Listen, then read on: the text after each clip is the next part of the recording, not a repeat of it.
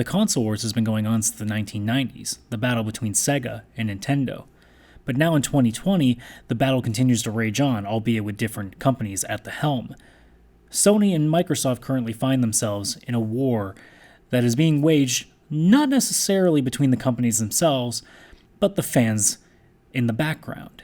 Whether it be on Reddit, Twitter, or any social media device, forums, internet articles, or even just by word of mouth, people seem to be picking sides. Whether it's the games, the power of the console, or just, quite frankly, blind fanaticism, the battle rages on. But why? And does it matter? Well, we can get into that in the resurgence of the good old Radical Rant.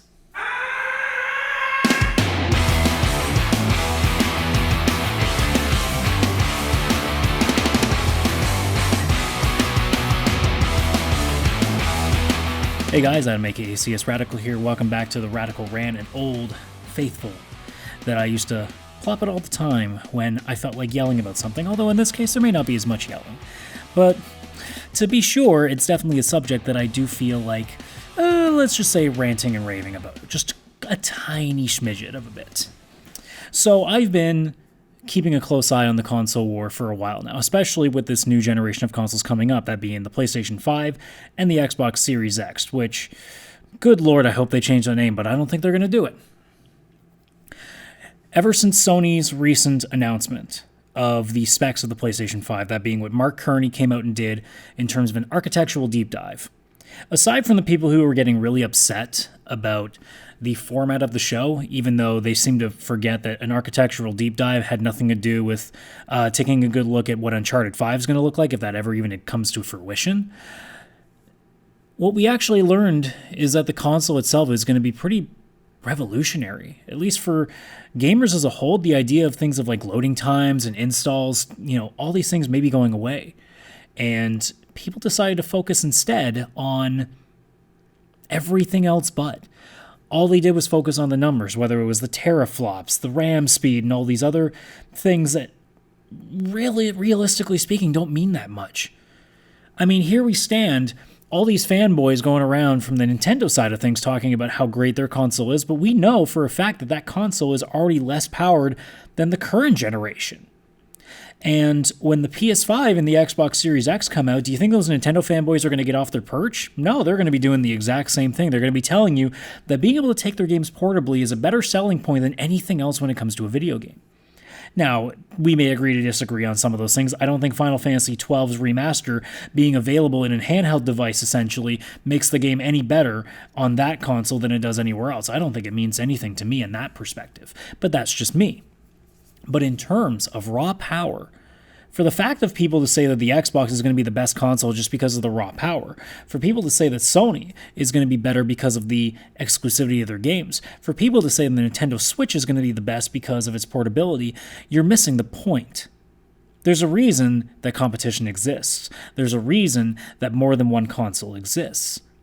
It's because the variety of options gives us a direction to go. It is one thing, in my opinion, to say that you think a console is better, but to say that anyone who goes in the other direction is a fool is a different story. I won't even say that as a guy who owns a PS4 and is probably going to stick to that when the PS5 is out. I'm not going to sit here and tell you that that one's better. What I'm actually going to tell you is that's the one that I like the most personally. And that shouldn't account for anybody else's buying decision. It really shouldn't weigh much. But here are these people all the time talking about how Microsoft keeps fucking up because they don't have that much good of a game library. Or recently, Sony is fucking things up because they wouldn't allow crossplay on a lot of the games they were doing. Or Nintendo, as much as I hate Nintendo right now because of the way they're pricing their games, and it's a big part of why I can't get the Switch, and it's not even that I don't want to get the Switch, I can't afford to get the Switch. I don't sit there and fault anybody for making the decision to get that console. I would never fault anybody for getting an Xbox. And in the same vein, if I was owning a different console, I wouldn't fault anybody for getting a PS4. As somebody who used to have an Xbox 360, the way that my time with gaming, it's always been a flip-flop. I started out with a Sega Genesis, worked my way to a Super Nintendo, then an N64. Then I went to PlayStation 2. Then I went to Xbox 360, and now I'm back on PS4. I've never been sticking to one company, and the reasons have been very all over the place over the years. I mean, obviously my parents had a big part of it for a good chunk of that time. But when it comes to the last couple generations, it's just been a matter of personal preference. I got the 360 because we already had one in the house. My brother was taking that one, so I got my own. It made sense. I already had a bunch of games there, so it made sense to keep that. Although at the end of the day, I probably would have stuck that way anyway because I had more friends there. And quite frankly, the better games were on Xbox 360, at least the better games in my time of playing, I was better off with those games because obviously Mass Effect was exclusive there for a little bit until eventually it got put on PS3. But most of the stuff that I was really into at that point, Xbox had. Whereas now with PlayStation 4, the majority of games that I really enjoy playing, especially being that of the Japanese market, tend to be more on Sony's console than Microsoft's. So being able to play games like the Yakuza series, although now it's on Steam, so you can play it on PC now, but I'm a console guy at heart, so if I was going to choose a console, I lean the PlayStation route because of the Japanese market. Now, granted, at the time as well, I was pushed away from the Xbox One by Microsoft because they wanted to sell me a glorified TV box when they first announced the console. And I took that personally, and it still hasn't changed my mind. I still have no intention of ever touching that console. Yes, the Series X is a different story, though. But at this time, Sony hasn't done anything to sway my vote. I've enjoyed so much of the time that I've spent on the PS4 that I have no reason to change. I have no reason to go in a different direction. Now, I had thought about purchasing a Switch, like I said before, but the pricing point is what's kept me out. If I had more disposable income, I'd probably have one as we speak. But in this case, in this juncture, I'm where I am because that's the reality of the situation. If I'm going to have to pick one, there's no reason for me to leave the team that I supposedly have been cheering for the last, let's say, about 4 or 5 years. Now, does that mean that I will never leave? No, it doesn't. Does that mean that I think the PS5 is going to be the best console overall on the market as soon as it comes out? I couldn't tell you. But it's my personal choice. I may not know until the end of the generation which one was the best console. And even then, if I chose the wrong one, I'm still going to find personal enjoyment out of what I've got. There's no way that I'm going to get a PS5 2-3 years down the road because I don't plan on getting one at launch. I mean, let's be straight here. I don't have the disposable income to justify getting a PS5 right away because most of the games on there are already going to be still on PS4. And I don't have a 4K TV, so the graphical upgrade's not really going to mean shit because I'm not playing it on the best hardware anyway. So, at the end of the day, I have enough time to wait and see what goes on with these consoles. I don't know what Sony can do that can, change me off the path of getting a PS5 down the road, but you never know. At least a 2 to 3 year window might allow me to see certain things. Maybe the console has some really big mistakes with it. Maybe it's a Red Ring of Death situation. Maybe the price point doesn't make any sense. Maybe the games released for it just aren't as good and Xbox picks their game up. I don't know. But at this point, I don't see any reason to go out and tell you this is the only console for you. Anyone who's doing that it's not making any sense to me. What's the point? Why do you need to validate the console that you purchased? The only thing that you should need to validate that console that you bought is the fact that you're enjoying it. You don't need to rub it in people's faces, whether you're right or not. It's the fact that there are people out there that I guess they don't have enough people validating what they say and not enough people kissing their ass, so they feel like they need to win arguments online. It doesn't make too much sense to me that people would spend their day trying to sell people on something that is not their choice to make. I mean, if somebody asks you for your opinion, that's a different story, but there are these people that will go on any Reddit thread, Twitter post, article, comment section, and try to throw people off. And just be like, no, you know what? Fuck you. The PS5 is going to be so much better than the Xbox, and here's why. We don't know a goddamn thing yet. Neither of them are out. We can speculate. But these people that are so adamant in saying that this one's going to win the war before it even starts, what the fuck are you talking about? You don't know anything. We don't know anything. I don't know a goddamn thing. For all I know, the Xbox Series X is going to have 10 times more of the sales than Sony's PS5 will. I don't know if that's true. We have no way of knowing. There's just no way of understanding or predicting it. I mean, we can assume, but that's all you can do. You can predict You can estimate, but that doesn't mean it's going to be right. And also, if you're just some random Joe Schmo on Twitter or Reddit, your opinion doesn't mean shit. And I would even argue that most people that are writing articles about it and trying to be professional, I don't think their opinions mean that much either, because again, gaming is a personal taste thing. You know, I definitely have leaned more to the Sony console in this generation because a lot more JRPGs, a lot more Japanese games are on there, and that's usually where my interest lies now.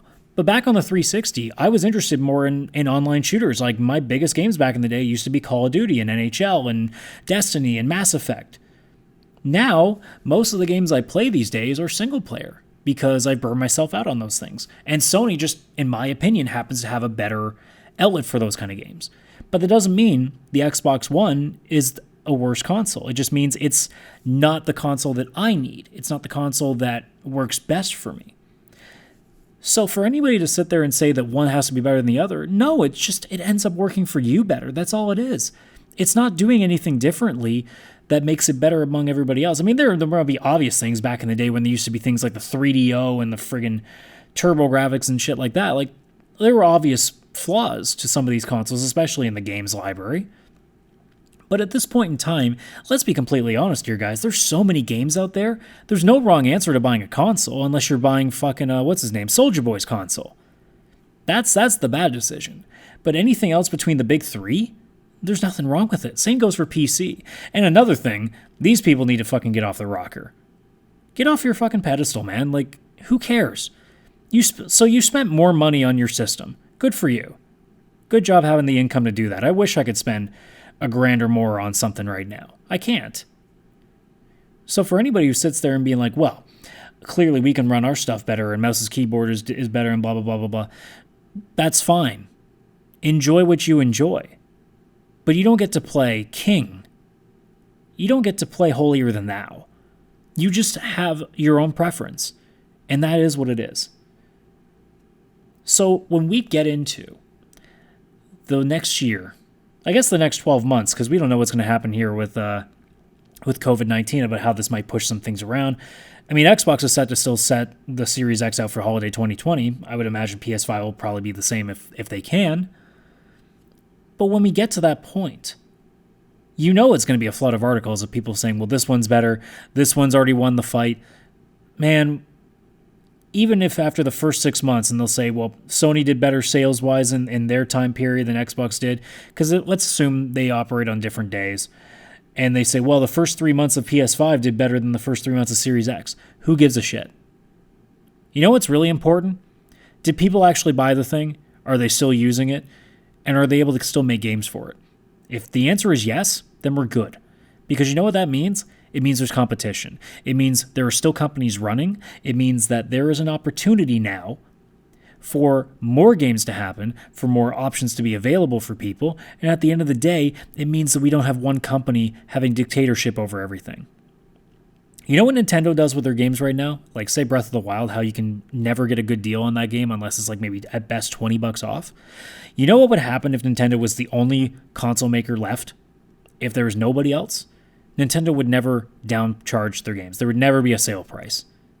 Because there'd be no reason to. They own us. But because there are more options, you have things like Sony putting Spider-Man on for over half off 6 months within the game's life cycle. That's a thing that can happen because you want to make the sale. You want to generate money. You want to generate revenue. So because there are more in existence, it's a good thing. So to try to play the battle of who's better doesn't make any sense. It's pointless. At the end of the day, guys, just say which one you like. Stop acting like it's the only choice. Act like it's your choice. And if we can do that, maybe we can actually tolerate each other a little bit more. But then again, this is the internet, so we know that's not fucking possible. So with that being said, guys, thank you for checking out this Radical Rant. If you like this, if you're looking at this on YouTube, please like the video, subscribe to the channel for more content. If you're listening to this on any audio service and you have the ability to rate it, please do so. Not to mention, share this with your friends, and hopefully we will have more of these shorter rants down the line. That is the plan anyway, as we get more topics to go along. So with that being said, guys, thank you so much for checking this out. I'm Adam, askcsradical, and I will see you on the next rant. Take it easy.